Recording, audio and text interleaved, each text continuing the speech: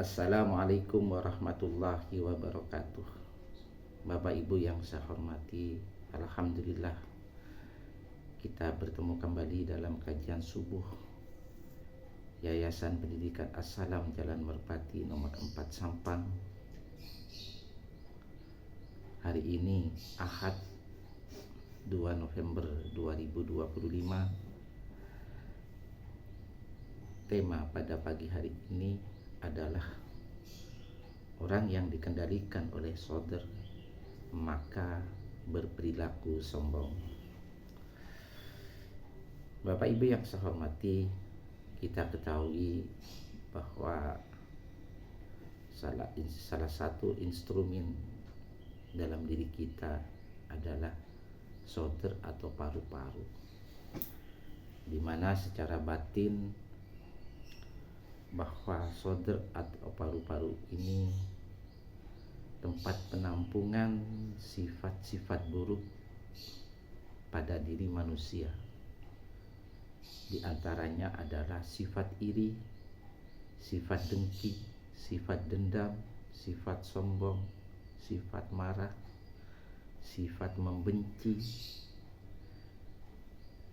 sifat senang ketika orang lain susah, atau susah ketika orang lain senang, dan sifat-sifat buruk lainnya. Nah, tentunya ini akan menimbulkan masalah bagi diri kita manakala sifat-sifat itu tidak dihilangkan atau tidak dilapangkan. Karena hal ini menyebabkan kita akan terhalang jiwa kita untuk bertemu Allah, untuk berkomunikasi dengan Allah. Bapak Ibu yang saya hormati, sifat sombong yang ada dalam diri kita disebabkan karena sifat ini atau shadrnya tidak dilapangkan. Ini terjadi karena ada dorongan emosi yang terkandung di dalam shadr. Ya. Biasanya emosi yang dirasakan oleh manusia yang dalam hidupnya dikendalikan oleh shadr itu adalah perasaan tertekan atau susah. Dan ini terjadi itu karena ada masukan dari setan yang ketika shadr kita itu tidak dilapangkan, menyebabkan emosi itu menjadi tidak stabil, tertekan, susah dan sebagainya, maka setan itu gampang masuk ke dalam dada kita, ke dalam paru-paru kita secara batin. Nah, salah satu sifat yang dimunculkan oleh setan itu adalah menyebabkan manusia itu berperilaku sombong. Nah, ketika manusia itu berperilaku sombong atas dorongan setan, maka sebenarnya di dalam shadr itu tidak ada keilmuan, tidak ada sifatnya kemampuan tentang keilmuan, terutama keilmuan agama. Yang ada hanyalah kesombongan semata. Jadi ketika seseorang itu sudah dikendalikan oleh shadrnya, di mana latar belakangnya itu adalah masukan daripada setan, maka melihat ayat-ayat Allah, mereka memperdebatkan dengan dasar kesombongan atau gengsi, bukan jalan dengan dalil atau keilmuan. Bapak Ibu yang saya hormati, marilah kita lihat dasarnya di dalam Al-Quran, di dalam surat Al-Mu'min atau surat 40 ayat 5-6. Di situ Allah berfirman, A'udzubillahi minasyaitonirrajim, Bismillahirrahmanirrahim. Innalladzina yujadiluna fi ayatillah. Sesungguhnya orang-orang yang memperdebatkan tentang ayat-ayat Allah, memperdebatkan tentang Al-Quran, memperdebatkan tentang kebenaran Al-Quran, bighairi sultanin atahum in fi sudurihim illa kibrun, tanpa alasan yang sampai kepada mereka, ya, tahu-tahu tanpa argumentasi, ya, tidak ada dalam dada atau sumber mereka, melainkan hanyalah keinginan akan kebesaran. Maksudnya ketika ayat-ayat Al-Quran itu diterima oleh dada kita, diterima oleh saudara kita, maka bukannya saudara itu menerima dengan baik, bukannya saudara ini menerima bukti-bukti kebesaran Allah, tapi justru menolaknya dengan kesombongan atau tanpa dalil yang jelas.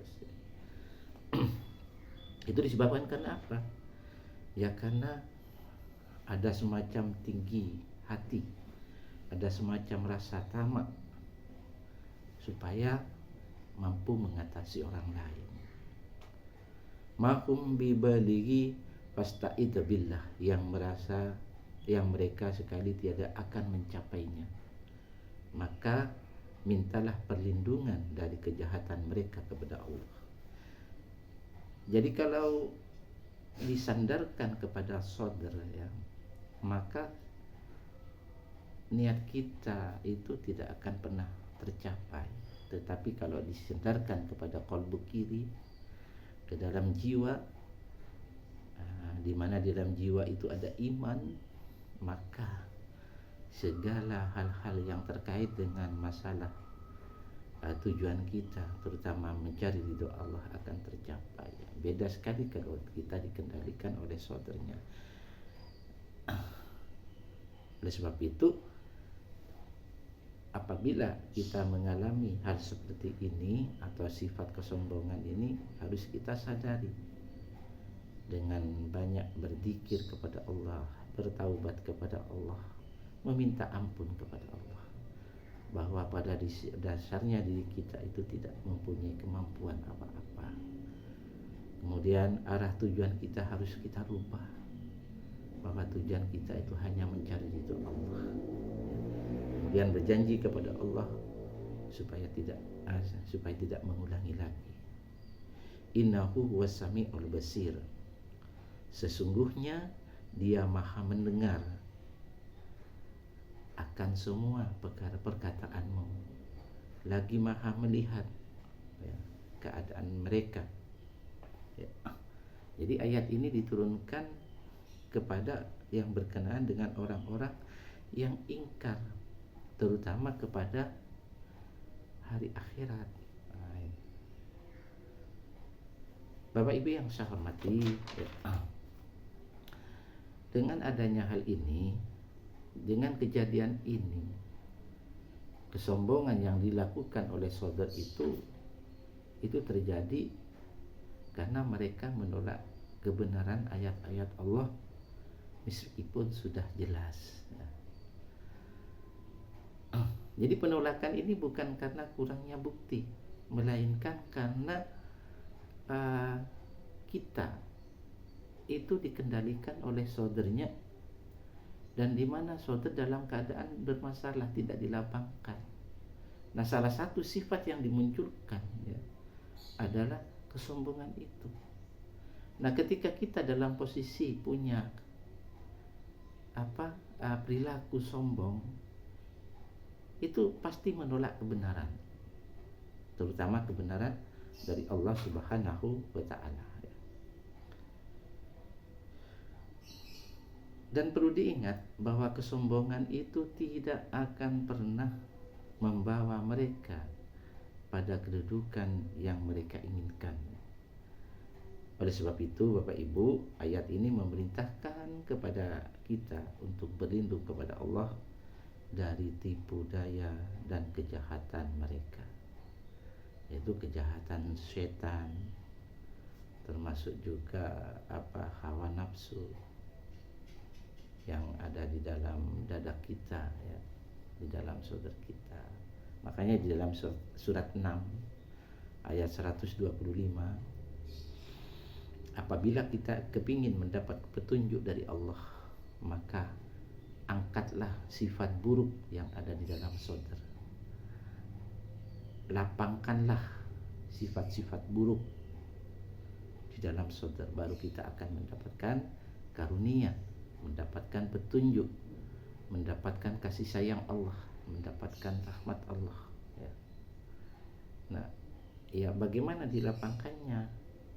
Ya banyak mengingat Allah, banyak berzikir kepada Allah, banyak beristighfar kepada Allah. Nanti apa itu, Allah akan memberikan rahmat kepada kita, kasih sayang, dan malaikat akan mendoakan kita, ya. Seperti yang ada dalam surat Al-Ahzab ayat 41, 42 dan 43.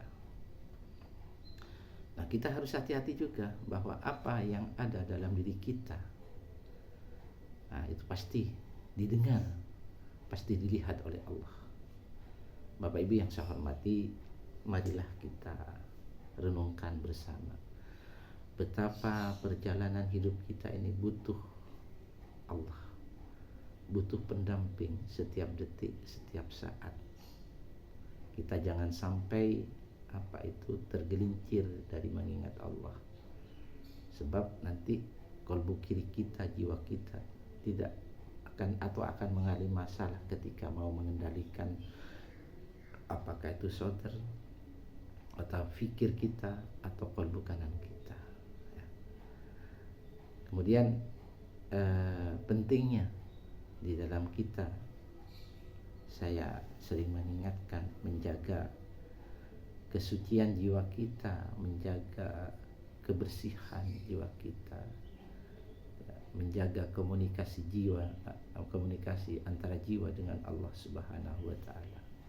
Itu sangat penting kita lakukan, mengingat jiwa itu pada dasarnya adalah kodratnya bertauhid kepada Allah. Di dalam surat 7 ayat 172, jiwa bertauhid kepada Allah. Namun ketika masuk ke dalam diri kita,